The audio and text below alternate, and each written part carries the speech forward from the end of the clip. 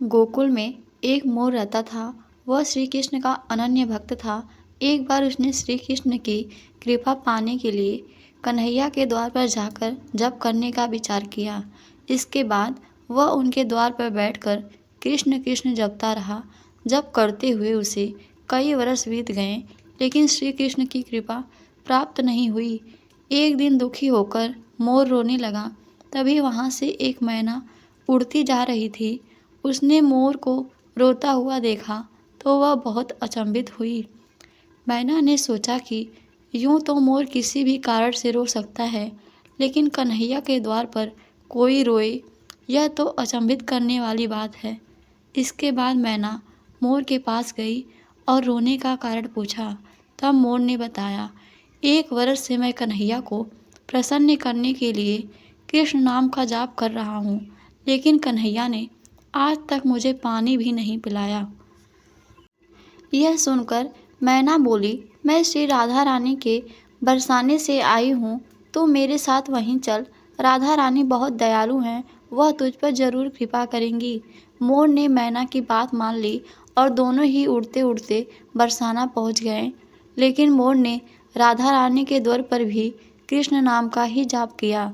यह सुनते ही श्री राधा दौड़ती हुई आईं और मोर को गले से लगा लिया।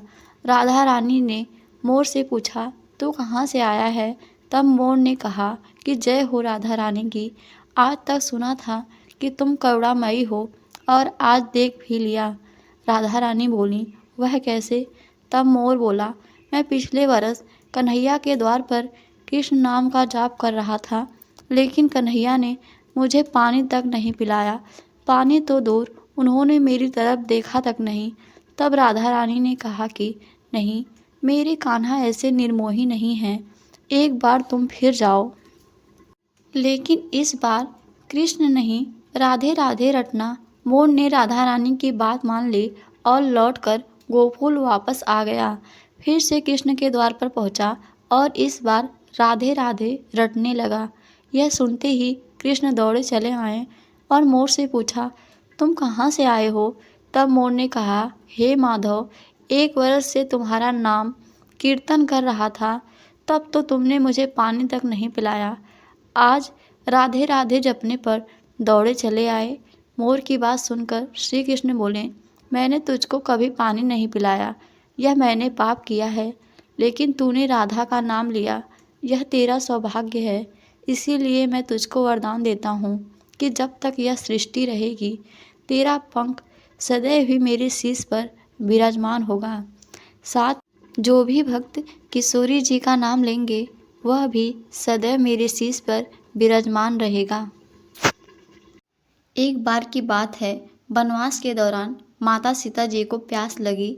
तभी श्री रामचंद्र जी ने चारों ओर देखा तो उनको दूर दूर तक जंगल ही जंगल दिखाई दे रहा था।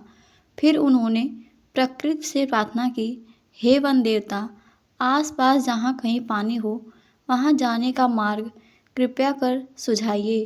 तभी वहाँ एक मयूर ने आकर श्री राम जी से कहा कि आगे थोड़ी दूर पर एक जलाशय है, चलिए मैं आपको मार्ग दिखाता हूँ, किंतु मार्ग में हमसे भूल चूक होने की संभावना है।